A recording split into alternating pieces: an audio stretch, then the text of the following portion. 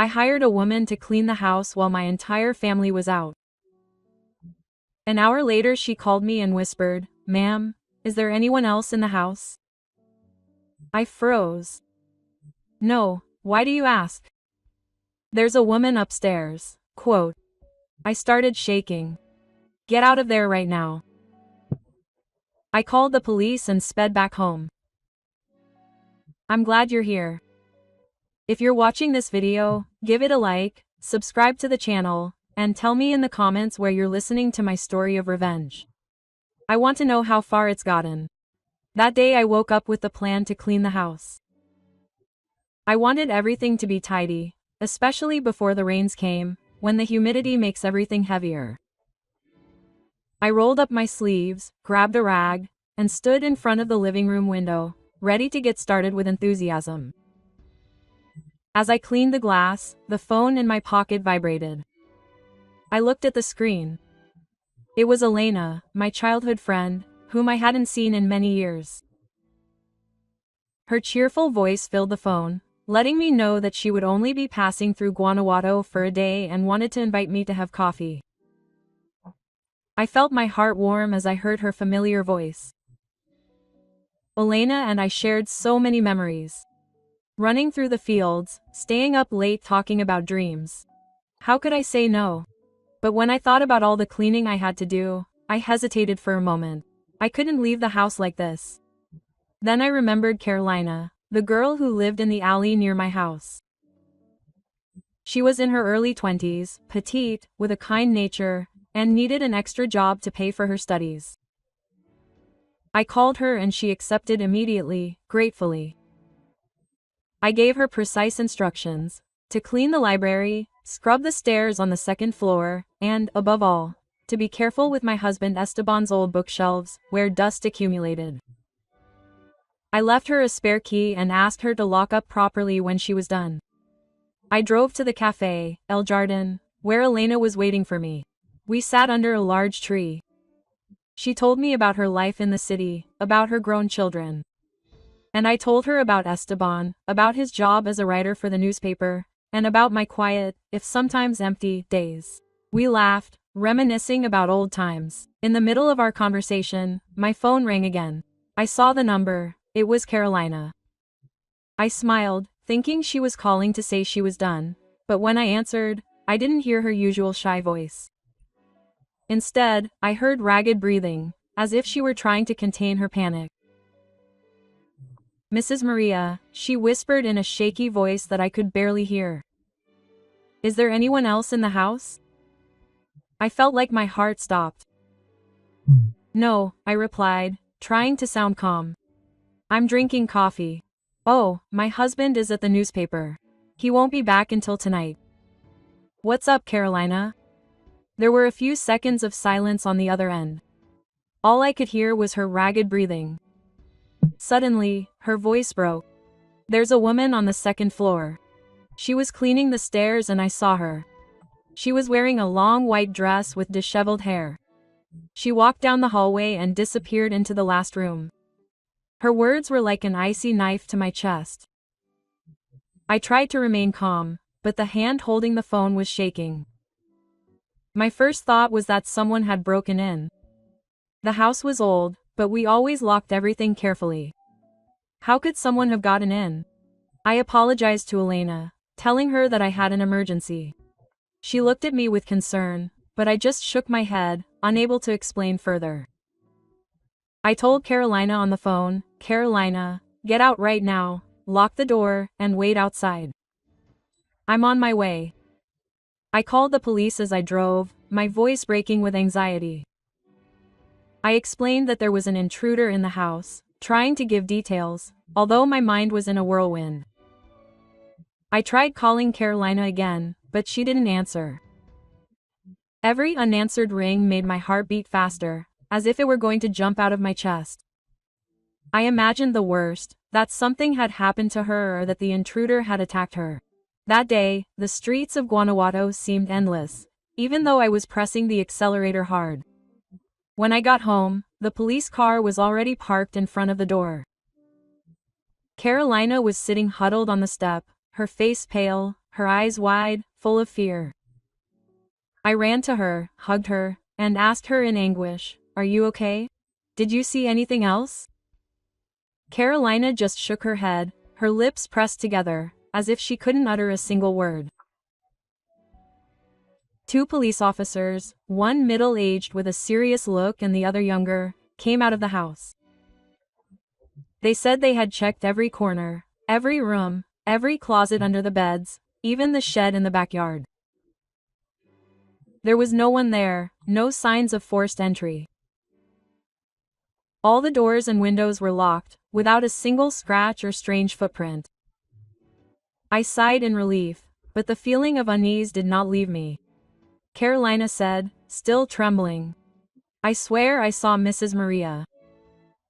She didn't seem real, she was like a shadow. I don't dare go up to the second floor anymore." I stroked her shoulder to comfort her, but a doubt began to grow inside me. This house was over 70 years old. It had belonged to Esteban's family before we moved in. The stone walls, the creaking wooden doors, the dark corners. They had always made me feel that they were hiding something, but a woman couldn't imagine it. Just then I heard Esteban's car moving along the stone path in front of the house.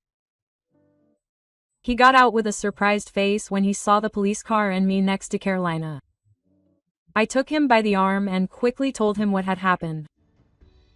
I expected him to be as worried as I was, to want to find out what was going on. But Esteban only smiled slightly, a smile I had rarely seen him say. He approached Carolina, patted her on the shoulder and said in a soft, almost mocking voice, "I'm sure you were tired and mistook the reflection of the sun for a shadow.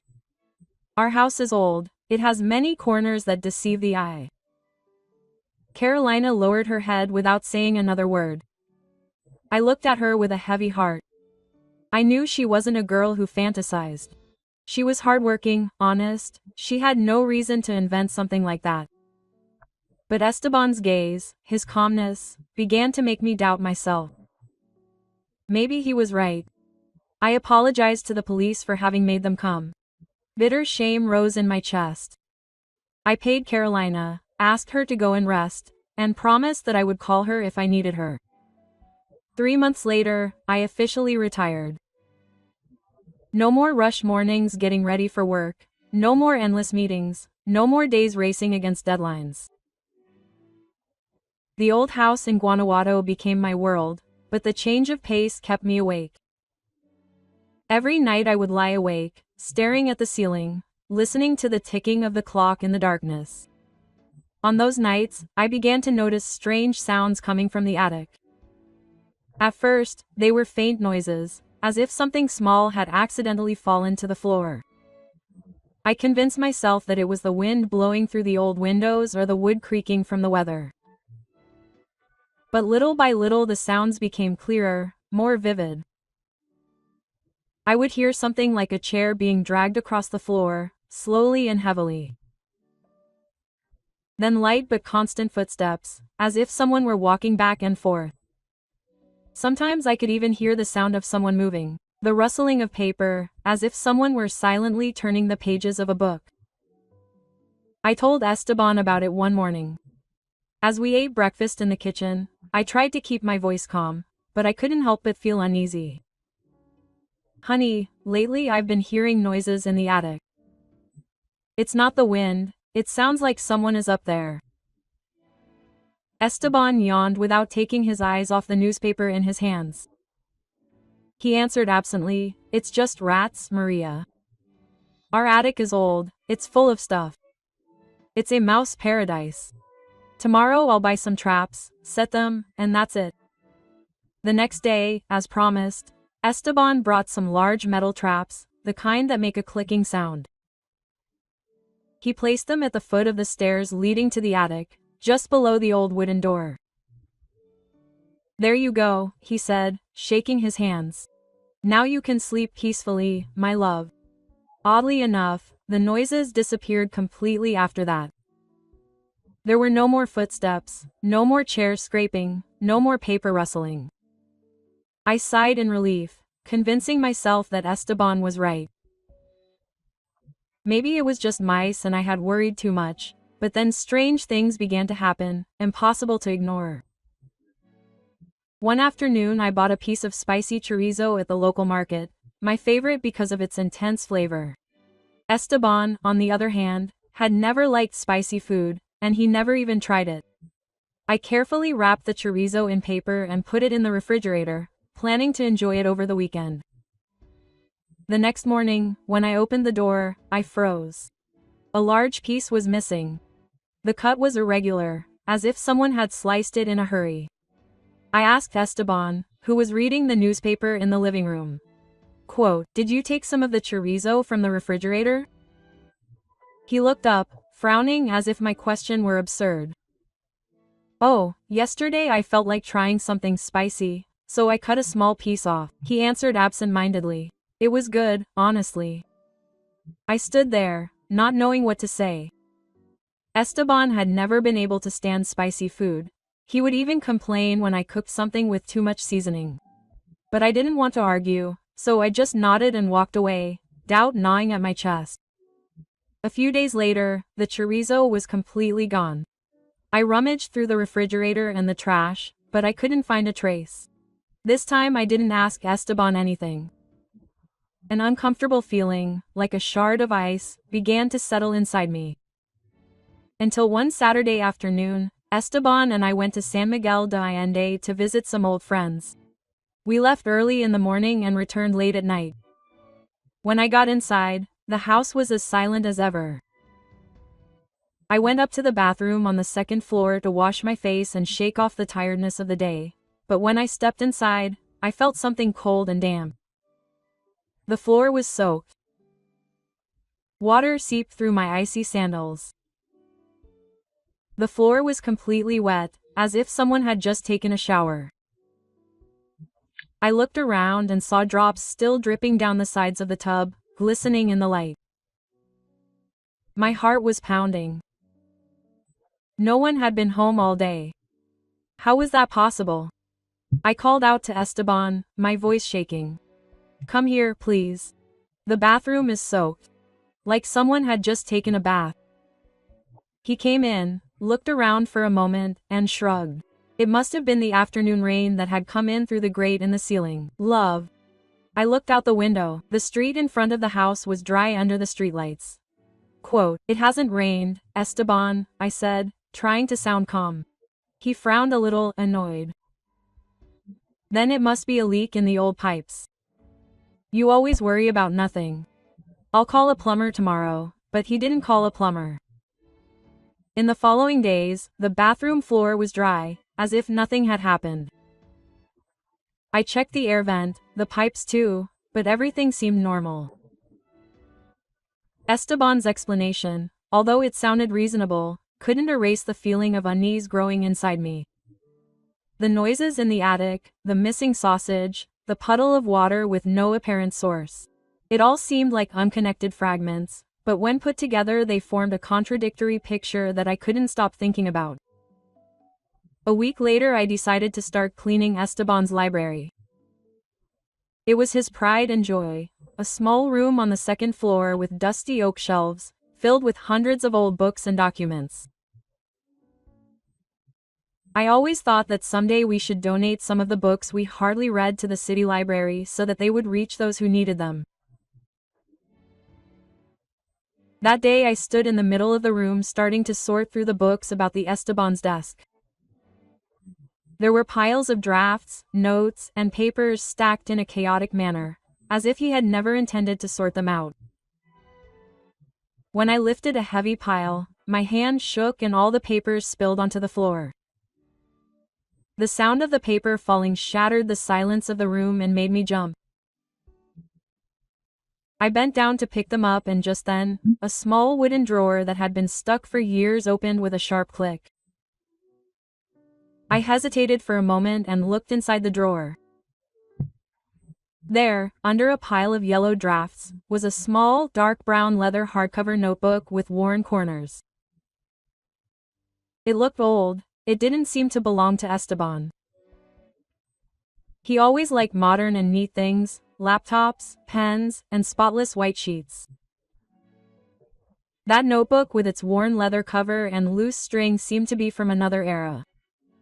With a mixture of curiosity and fear, I took it in my hands, which trembled a little as I opened the first page. Inside were pages full of handwritten letters. The handwriting was smooth, elegant, clearly a woman's. I flipped through the pages, reading them. They were story outlines, character descriptions, plot ideas. There was a passage about a small mountainside town where a woman lived alone, waiting for someone who would never return. Another mentioned a buried secret with details that made my skin crawl.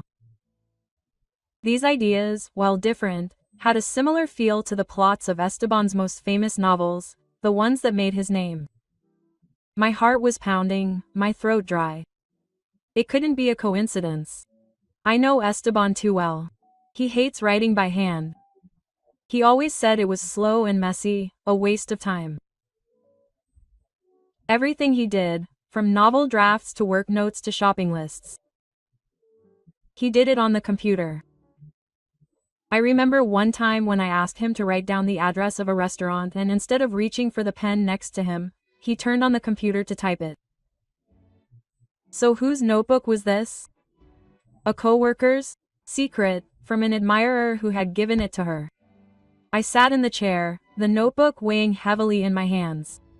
Part of me wanted to show it to Esteban as soon as he returned. I wanted to hear his explanation, but I hesitated. I know him too well. Esteban always knows how to make everything sound logical. He would smile. He would say it was a gift from a reader or an old idea from when he tried to write by hand. And I, as so many times before, would nod and let it all sink into silence, but not this time. I didn't want to let it go.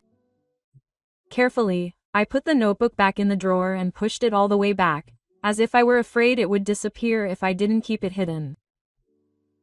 That night I couldn't sleep again. Lying in bed, I stared at the ceiling and listened to the clock ticking in the darkness. Around 2 a.m, a faint creaking sound came from the hallway. It was a small noise, but in the silence of the night it was clearly audible, like a disturbing whisper. I sat up abruptly, my heart beating wildly.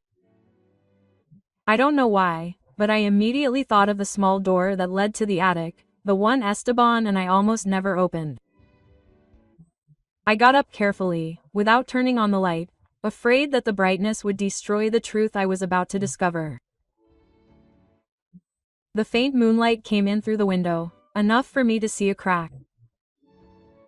The attic door was ajar. A draft of cold, damp air descended, bringing with it the smell of old paper and confinement. I stood motionless, my feet glued to the floor. Fear, mixed with curiosity, paralyzed me. I went back into the room and gently shook my husband's shoulder. Esteban is awake. The attic door is open. Esteban groaned half asleep and got up with an irritated gesture. He put on his slippers and walked ahead of me down the hallway without saying a word. But when we arrived, the door was closed, bolted in place. As if no one had touched it. I stared, searching for any sign, a scratch, a crack. Nothing. Esteban turned to me with an expression of tiredness and disappointment. Maria said in a serious and exhausted tone. You've been too tense lately. You don't sleep well, that's why you see things that aren't there. Go back to bed. Anda accompanied me back. I lay down, but I kept my eyes open, fixed on the ceiling. For the first time, I began to doubt myself and whether I had really imagined everything. In the following days, since I found the mysterious notebook, I tried to keep everything normal, although inside I was consumed by unease. I began to notice every gesture Esteban made, every look, every word. Lately, I had acquired a new habit that only increased my suspicions. Around 10 at night, when I was already in bed, with a book in my hands, ready to sleep, he would say that he had to continue working in the library. I need to concentrate a bit, Maria, he would say in a soft but firm voice. The manuscript is in a difficult part. You go to sleep first. I nodded, smiling, but every time the library door closed, I felt like an invisible distance was growing wider between us. One night I woke up thirsty. The clock on the table read almost 1 a.m. and the second hand seemed to count something in the darkness. I reached out to touch Esteban, but the bed was empty, the sheets cold, as if he had never gone to bed. My heart skipped a beat, a feeling of unease ran through my body. Where was he? I put on a thin dressing gown and went out into the hallway, thinking that perhaps he had fallen asleep at his desk, like other times when the pressure of publishing exhausted him. I walked down the dark hallway. The dim light of the living room cast strange shadows on the walls. I pushed open the library door, but the room was empty. The computer screen was off, the chair neatly placed under the desk as if no one had been there. I called out softly, Esteban. My voice echoed in the silence, but there was no answer. I went down to the kitchen, thinking that perhaps he had gone to get a drink of water, but it was also empty. Only the moonlight came in through the window, making the shadows of the plates on the shelves look like ghosts. I began to walk through the house, calling his name, my voice increasingly shaky. My heart was beating fast, as if I sensed that I was about to face something. As I passed the stairs leading to the second floor, I heard a very soft footstep, almost imperceptible if you weren't paying attention. I looked up and in the dim light of the hallway I saw a silhouette slowly descending. It was Esteban. He was barefoot, walking carefully, as if he didn't want to make the slightest noise. In his hand he carried a porcelain plate of the kind we used for weekend dinners. When she saw me there, her eyes widened. A look of surprise crossed her face. The plate slipped from her hands, fell to the stone floor with a sharp clang, and shattered into pieces. The sound tore through the silence of the night, startling me and making me take a step back. I stared at the fragments in confusion. The plate was empty, clean, free of any traces of food or grease, as if it had been washed with care. That only increased my bewilderment. I looked up at Esteban and asked him in a shaky voice, "What were you doing up there at this hour? I thought you were in the office." He bent down and began picking up the pieces with slow movements, as if trying to gain time to think of a response. He avoided my gaze and said in a forced tone, "I got stuck on the end of the book. The publisher keeps pressuring me, you know. I needed a quiet place, so I went upstairs for a while. I got hungry and brought some food." I stood there watching him pick up the pieces, not quite believing it. I knelt down to help him. When our fingers brushed on the cold floor, I felt a shiver of distance. That hand that had once been soothing me now froze my skin. I knew he was under a lot of pressure from the publisher. The constant calls from Mr. Ramos, his editor, had him tense. Maybe, I told myself, he just needed space to write. Maybe I was overreacting. The next morning, the house was loaded, as if an invisible cloud were floating above us. I woke up tired, with my head full of unanswered doubts. Esteban, avoiding seeing me, got up earlier than usual. I listened to him quietly making coffee, the soft clink of porcelain, but without the usual good morning. He locked himself in the library, closing the door firmly, and I knew he didn't want any interruptions. I stood in the hallway staring at that wooden door with a heavy heart. Around noon, Esteban came out dressed in a gray suit and a small suitcase in his hand. He stopped in the living room where I was sitting with a cup of cold tea. "I need to get away for a few days," he said in a flat, emotionless voice. "Maybe I'll go to San Luis Potosi. I need a change of scenery to get some inspiration." I looked up in surprise. Esteban never left without warning. He always planned everything in advance. He consulted me on my itinerary. Why so suddenly? I asked, trying to sound calm, even though my heart was pounding. He didn't look at me directly. His eyes were fixed on the window, where sunlight filtered through the dusty glass. The idea came to me suddenly, he replied in a monotone. Be careful while I'm away. But just before he walked out the door, he turned suddenly and put his hands on my shoulders. His grip was tighter than usual, which made me flinch. Maria said in a low, serious tone, while I'm gone, don't see anyone. Do you hear me? Especially no one from the newspaper. If Mr. Ramos, my editor, comes looking for me, tell him I went on a trip and you don't know when I'll be back. I nodded, but a feeling of unease was growing inside me. His words didn't sound like a simple warning, but like an order, an alert. Esteban had been gone for about 2 hours when the doorbell rang.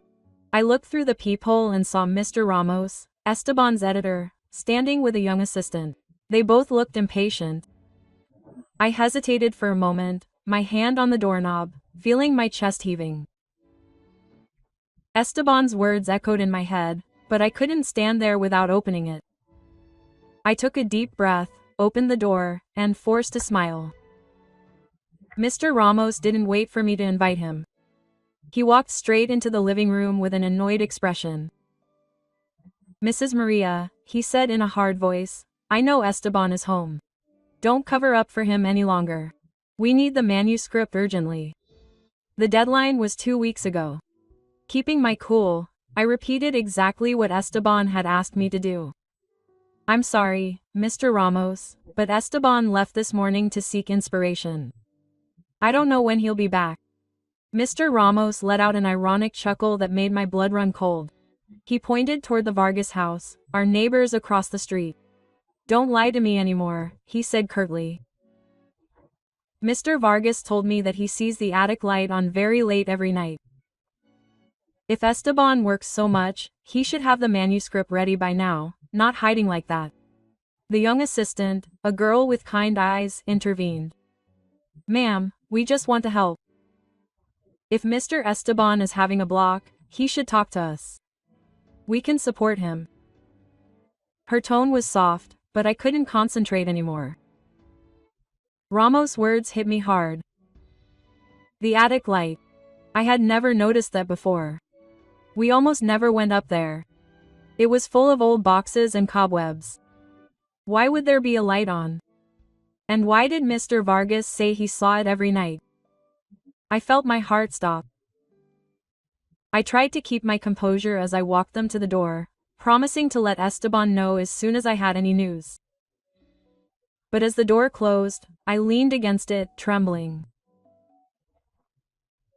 My mind was spinning, the scattered pieces starting to fit together. The noises in the attic, the missing piece of sausage, the puddle in the bathroom, the mysterious notebook, the empty plate, and now the light. Everything pointed to the same place. The attic, that forgotten space I hadn't been to in years. I no longer felt afraid.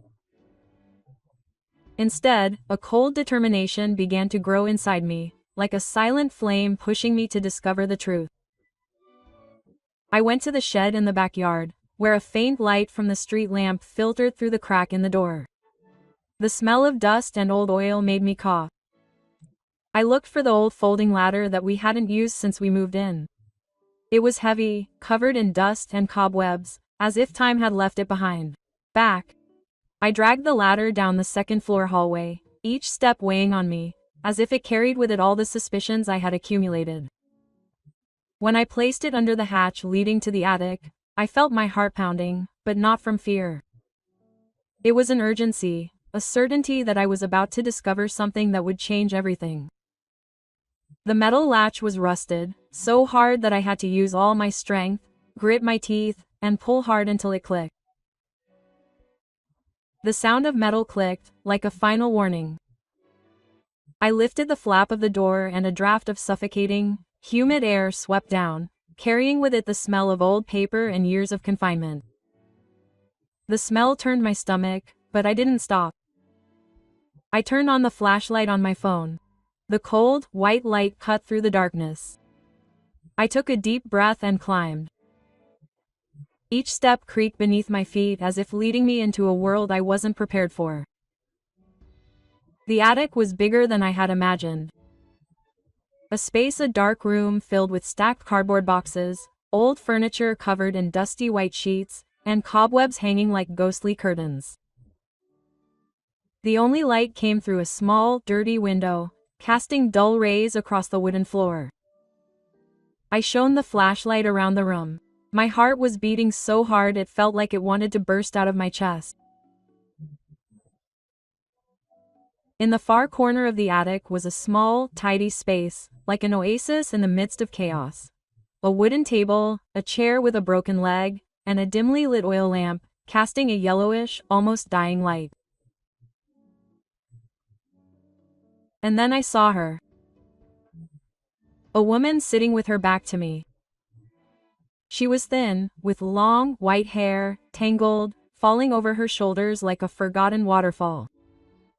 She wore a yellowish-white dress with torn edges. The sound of a pencil scraping across paper was the only thing that broke the silence, like a faint pulse of life. I froze. My throat closed up, unable to utter a word. I stammered. Who's there? My voice rang out, weak, consumed by darkness. The pencil stopped. The woman's head turned abruptly. In the dim light of the lamp, her gaunt, pale face appeared. Her sunken, tired eyes, but with something familiar that made me tremble. My world collapsed, my legs gave out and I had to lean on an old trunk to keep from falling. It was Malina, my sister, the face I hadn't seen in 30 years, only in dreams and in blurry photos. Malina, whom the entire family believed lost forever, was there, in the attic of my house, in a state that broke my heart. Around her, a small world of secret existence, a huge pile of handwritten manuscripts, several empty cans, rolling bottles of water, a dirty blanket on a thin mattress and an old bucket for her needs. All this was living proof of a life in captivity. Malina looked at me, her dry lips trembling. She tried to speak, her voice hoarse, as if she had forgotten how to do it. Sister Maria. I did, but she couldn't say anything else. She just looked at me with tearful eyes, as if she were begging me for forgiveness that I still didn't understand. I didn't hear anything else. Tears welled up hot on my cheeks. I walked toward her like a sleepwalker, with trembling legs and my head spinning. Malina, my sister, the one I had cried for until my soul was dry, thinking that I had lost her forever. Now she was here alive, like a ghost inside my own home. I took her thin arm. I felt every fragile bone under her skin. Come downstairs, I said between cracks, my voice breaking. Come down now, Malina. Quote, I helped her stand up. A storm of emotions raged inside me. Joy at having found her, pain at seeing her like this, and fear at the questions screaming in my head. Why was she here? Who had done this to her? And Esteban, what did he have to do with it? I guided her up the stairs. Each step she took was unsteady, as if her legs had no memory of what it was like to leave that dark attic.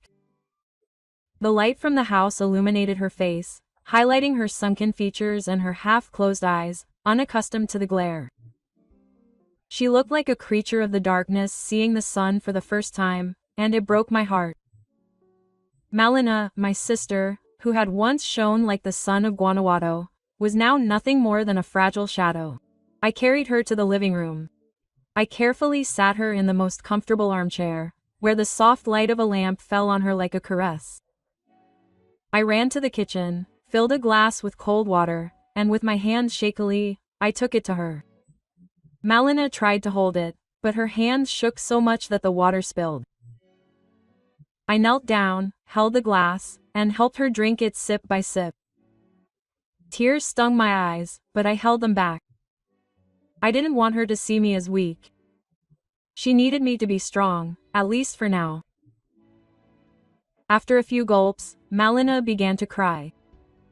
It wasn't a soft cry, it was a silent scream, as if all the years of pent-up pain were bursting forth at once. She collapsed against my shoulder. Her thin body trembled, and all I could do was hold her tightly, feeling every vertebra through her clothes. I didn't ask her anything. I just stood there in silence, letting her cry, letting the tears take away some of the weight she had carried for so long. When Malina finally calmed down, she began to speak in a broken voice, barely a sigh. "Sister Maria," she murmured, looking at the floor, unable to look me in the eyes. "I never thought I'd see you again, much less like this." I took her hand and squeezed it gently, trying to convey some warmth. "Tell me, Malina," I said in a firm but tender voice. "What happened? Why are you here?" Quote. Then she began to tell me, each word like a knife wound. She told me about that fateful night 30 years ago when her life fell apart. Ricardo, her boss at the newsroom, had invited her to his apartment to talk about work. Malina, naive and young, believed him. But when he arrived, Ricardo was drunk. His gaze was no longer that of a boss, but that of a predator. He tried to force himself on her with a voice full of menace. Malina fought back with all her might, pushing him away, but he wouldn't stop. In the midst of the struggle, she, in a panic, grabbed a small marble statue and hit him on the head. "Sister, I just wanted him to stop," she said in a choked voice. "I didn't want it. I didn't want that to happen, but the blow was too hard." Ricardo fell to the floor, hitting his head on the coffee table, and remained motionless with no signs of life. Malina said she was paralyzed, not knowing what to do, her mind blank with fear. Just then Esteban appeared. He said he was only thinking of stopping by to invite her to dinner at our house, but upon entering he witnessed the entire terrifying scene. Quote, "I wanted to call the police, sister," Malina said with red eyes. "I wanted to give myself up and do the right thing, but Esteban wouldn't let me." He stood there looking at her with a chilling calm. "Are you going to jail, Malina?" he said in a cold voice. "You will lose your whole life. Let me help you. For Maria's sake, I will protect you." I stood there listening, my body frozen. Esteban, the husband I loved and trusted, had manipulated my sister using my own love for him. He convinced Malina that hiding the truth was the only way to protect me, to prevent our family from being burdened with shame. That night, taking advantage of the darkness and isolation of the Santa Rosa Mountains, Esteban drove Ricardo's body away in his car. All that was left was a grave in the hillside in a place no one knew about, and he buried the secret there. Then he took Malina to our house while I was already asleep and hid her in the attic. It would only be temporary, he told her, until everything calmed down. But temporary turned into 30 years. Esteban transformed Malina into a ghost, living secretly in his own sister's house. When the police investigated, they discovered that Ricardo had withdrawn a large sum of money before disappearing. Esteban cleverly spread the rumor that Malina and Ricardo were in a relationship and had run away together. That story, coupled with the disappearance of both, caused everyone, including me, believed it was true. The investigation stalled. And Malina, in the eyes of the world, became a fugitive who abandoned her family. I stood there with tears streaming down my cheeks, but not from sadness. It was rage, it was the pain of betrayal. I remembered the days after Malina disappeared, when I cried until I had no strength left, when our mother suddenly aged from grief. I remembered Esteban's sudden literary career, his successful novels, the wealth and fame we achieved. Everything in the end built on my sister's pain and sacrifice. "I didn't know, Malina," I whispered with a broken voice. "I didn't know anything. I trusted him. The first years in the attic were hell, sister." Malina continued in a hoarse voice, her gaze lost as if she were reliving those dark days. "I lived with fear, with guilt and with an unbearable loneliness. Every night I dreamed that the police were coming for me, or worse, that I would be trapped forever in darkness. She paused and took a shaky breath. In order not to go crazy, I began to write. I wrote about the stories I dreamed of, about worlds where I could be free, where I wasn't a shadow. I listened to her, feeling each word like a stab. I imagined Malina, the young woman full of life, who had once been cowering in that cold attic, clinging to her pencil as if she were the last spark of hope. And one day, she continued, Esteban found my writings.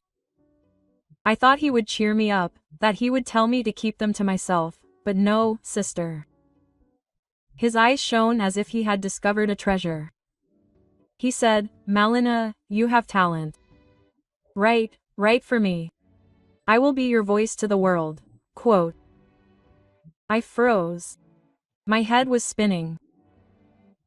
I remembered that time when Esteban had suddenly announced that he was quitting his job as an accountant at the newspaper to pursue his passion for writing.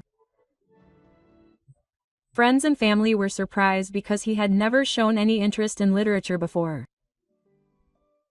I felt proud of him, thinking that he had found a creative spark that I had never imagined. But now the truth was like a slap in the face. Esteban was not a writer. He was a thief who had stolen Malena's talent, turning her into a ghostwriter, a ghost in the most literal sense, locked up in my own home. Malina continued, her voice trembling but full of bitterness. Many times I wanted to stop, to turn myself in to the police. I couldn't bear the guilt, the feeling that I was living a life that wasn't mine. But every time I said it, Esteban threatened me. He said that if I turned myself in, you would be the one who would suffer the most. He said that you wouldn't be able to bear the blow of knowing that your sister had committed a crime and that your husband was her accomplice. He said that you would lose everything, your family, your reputation, everything you love. I bit my lip. Tears streamed down my cheeks. Malena's words tore at my heart. Esteban had used my love and Malena's love for me to manipulate her, to keep her in the dark. I covered my face, trying to contain the holes. Forgive me, Malina, I whispered in a broken voice. I didn't know. I never imagined that, but Malina shook her head. She took my hands and her thin fingers squeezed them tightly, as if she wanted to take away the pain. Don't apologize, sister. She said, I let him manipulate me too. I was afraid. I thought doing what he said was the only way to protect you. Quote. She said that living in secret like this had become increasingly difficult, especially since I retired and spent more time at home. Before, since I would leave early and come back late and go to bed right after dinner to have strength for the next day, I never noticed it.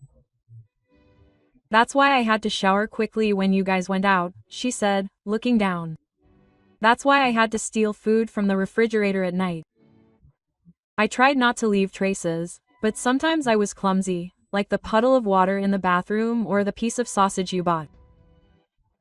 Suddenly I remembered all those strange details, signs that I had chosen to ignore. Now everything made sense, but a sense too painful to accept. I thought of Esteban's novels that I had read and admired. I had always wondered why the settings seemed so old, so nostalgic, as if time had stopped decades ago. The characters didn't use cell phones, there was no internet, they wrote letters to each other, they waited for each other in vain like lost souls. Now I understood. It wasn't a literary style. It was because Malena's world had really stopped 30 years ago. She was trapped in the past, she could only write about what she knew. Those stories of two people who never managed to find each other were a reflection of her own tragedy, a life separated from the outside world. Malina took my hands, her eyes full of tears. Sister Maria said in a shaky but firm voice. I can't live like this anymore. I've paid for my mistake for 30 years in this prison. Now I want to face true justice. I want to surrender her words to myself. They were like a final stab, cutting the last threads of hope I had left. I had already lost her once when I thought she was far away. I didn't want to lose her again, but looking into her eyes I knew that was what I needed. Liberation, the truth, no matter how painful it was. Tears rolled down my cheeks, but I nodded, squeezing her hand tightly. "It's okay, Malina," I said with a broken voice. "I'll take you to the police station. We're going to face it all together." I hugged her, feeling her fragile body in my arms. My heart. It was filled with pain, but there was also a small spark of hope that even though it was late, I could still help her regain her freedom. The next morning, I dressed Malina in one of my clean clothes. The dress was too big on her thin body, but at least it made her look more presentable. We hadn't slept all night. I sat next to her in the living room, telling her how the world had changed. The tall buildings, the smartphones that no one could put down, and the people we loved who were no longer with us. Malina just listened in silence, her gaze lost, as if she were trying to imagine a world that had been taken from her. I drove to the central police station with Malina sitting next to me. She was hunched over in the passenger seat, her hands clasped together and her eyes fixed on the window, as if she were a stranger seeing an unknown planet for the first time. "Everything has changed too much," she whispered in amazement as she watched electric cars drive by or children taking pictures with their phones. I took her hand and squeezed it gently, trying to convey some courage. "I'm here, Malina," I said in a shaky voice. "We're going to get through this together." At the police station, I asked to speak directly to the chief of detectives. At first, they declined, saying we needed an appointment, but when I mentioned Malina del Rosario's disappearance 30 years earlier, their demeanor changed completely. An officer led us into an interrogation room, a small room with gray walls and an icy metal table. With my help, Malina began to tell her story. Her voice was clear and calm, as if she had rehearsed those words 1,000 times in her mind. She spoke of that fateful night, of Ricardo, of the accidental blow that had taken her life, and of how Esteban had hidden her in the attic, turning her into a ghost for 3 decades. The police officers listened in disbelief. One took notes non-stop, while another spoke urgently into his radio. Malina's confession shook the entire police station. The case files were immediately reopened. An investigative team was sent to my house to search the attic and collect evidence of Malina's hidden life. The manuscripts, the food boxes, the dirty blanket. Another group, following Malina's precise instructions, set off for the slopes of Mount Santa Rosa. After a few hours of searching, they found human remains buried under an old tree deep in the forest.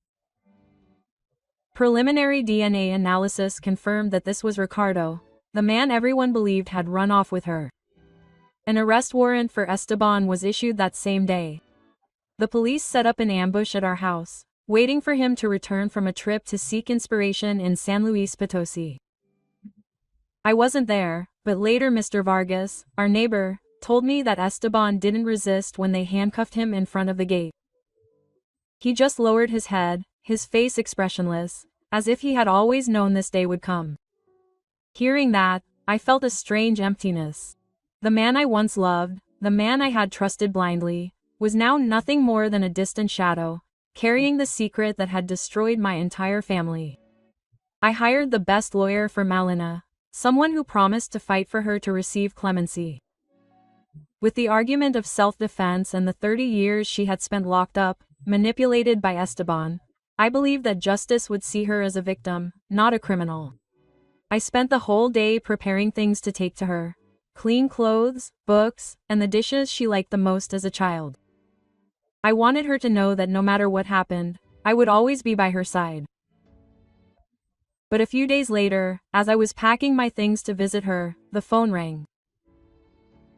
A cold, formal voice spoke on the other end of the line. "Mrs. Maria, we regret to inform you.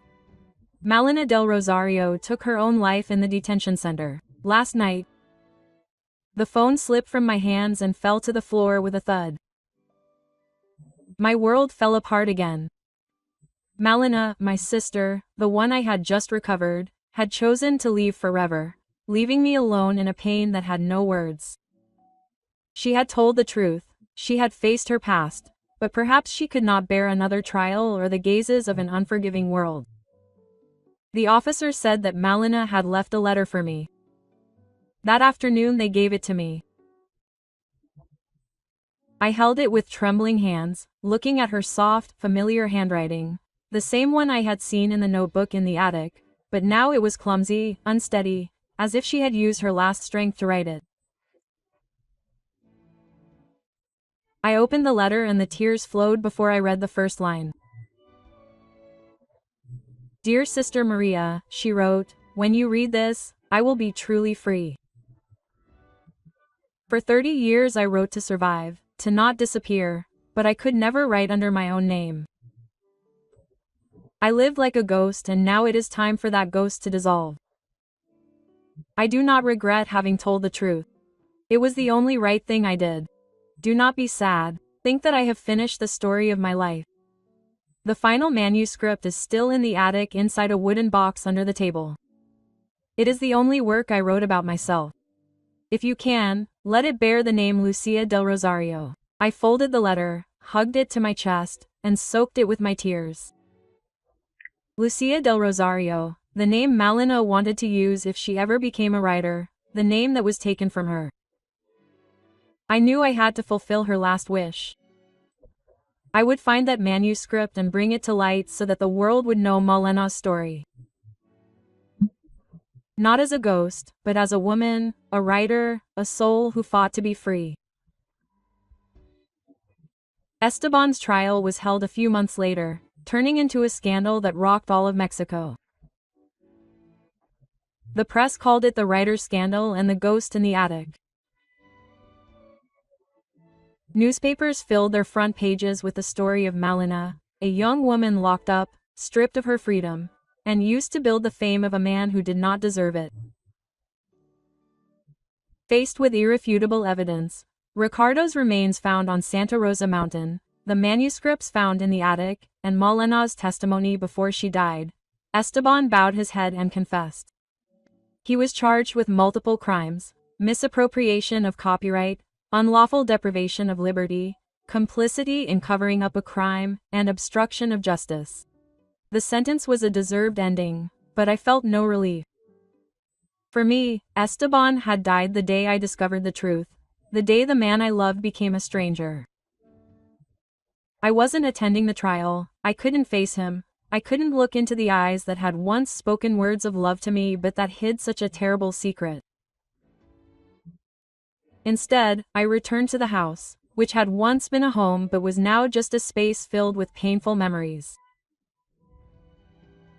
One afternoon, as the sunlight faded over the cobblestone street, I decided to return to the attic. This time I no longer felt fear or oppression. I climbed each step with a flashlight in my hand, but my heart was lighter, as if I were searching for a part of Malina that she had left behind. I found the wooden box under the table, just as she had written in the letter. It was a small box, old, but well cared for, as if it held her last treasure. Inside was a pile of manuscripts, carefully handwritten on yellowed paper. Malina's soft, flowing handwriting was clear, as if she were there telling me her story. I took the box down to the living room, sat down under the desk light, and began to read. It was an autobiography, a novel about her own life. She wrote about our childhood, about the days running through the meadows of Guanajuato, about the dreams of becoming a writer that she once confessed to me. She told of the terrible night that stole her future, the 30 years she had lived in darkness, and the incredible strength she had to not let her soul break. Each page was a stab in the back, but also a song about resistance, about the love of life, no matter how hard it was. I spent weeks editing the manuscript, carefully reviewing each line, as if touching Malina's soul. There were nights when I stayed up until dawn, tears streaming down my face as I read the passages where she spoke of her solitude in the attic or the times she imagined being free, stepping out into the sunlight. The book wasn't just her story, it was the voice of a forgotten person, stripped of her identity. I knew I had to take it to the world so that Malina wouldn't just be a name in my memory, but a real writer. I contacted the publisher who had worked with Esteban. At first they were hesitant, afraid of the scandal surrounding him. But when I sent Malina's manuscript, they were completely convinced. "This is a masterpiece," the editor told me over the phone, his voice full of emotion. "We will publish it, and we will do so with all the respect that Malina deserves." The book was published under her real name, Malina del Rosario. On the first page, instead of a prologue, I wrote just one sentence. "No one should be imprisoned in darkness, especially if they love freedom." It was my message to her, to my dear sister, whom I loved in this world. The book became a phenomenon. Readers from all over Mexico and then the entire world were moved by Malina's life story. They admired her literary talent, the sincerity and poetry in every line. Esteban's old works, now reissued under Malina's name, were also sold again as a way of doing justice. Malina, although she was no longer there, finally became a true recognized and beloved writer. I would read the reviews, the letters from readers and feel my heart tight but warm. "You did it, Malina." I thought, "You got your voice back." Sometimes I still go up to the attic. Now it is no longer a place of confinement, but has been cleaned and turned into a small library. I open the window to let the sunlight in, illuminating the shelves where Malina's works are respectfully displayed. I stand there looking out at the street, full of life. Malina's voice has been recovered and justice has somehow been served. I know she is somewhere, in the sunlight, in the pages of books, and in my heart, free forever. And when it was all over, I understood something. There is no wall thick enough to lock up the truth forever. Lies, no matter how skillfully they are hidden, rot over time, like the dust that covers old shelves. Malina's life shows that silence can sometimes be crueler than guilt and that fear can turn a person into a ghost within their own existence. If there is one lesson I want to teach you, it is to dare to face the truth, no matter how painful it may be, to speak out even if your voice trembles. Because only when we dare to emerge from the darkness are we truly free. And only when the truth is told can imprisoned souls rest. The story you just heard has changed names and locations to protect the identities of the people involved. We don't tell it to judge, but with the hope that someone will listen and stop to reflect. How many mothers are suffering in silence in their own homes? I truly wonder, if you were in my shoes, what would you do? Would you choose to remain silent to keep the peace, or would you face everything to recover your voice? I want to know your opinion, because each story can become a candle that lights the path for others. God always blesses, and I am sure that courage will lead us to better days. For now, on the final screen I will leave two of the most beloved stories of the channel. I am sure they will surprise you. Thank you for staying with me until this moment.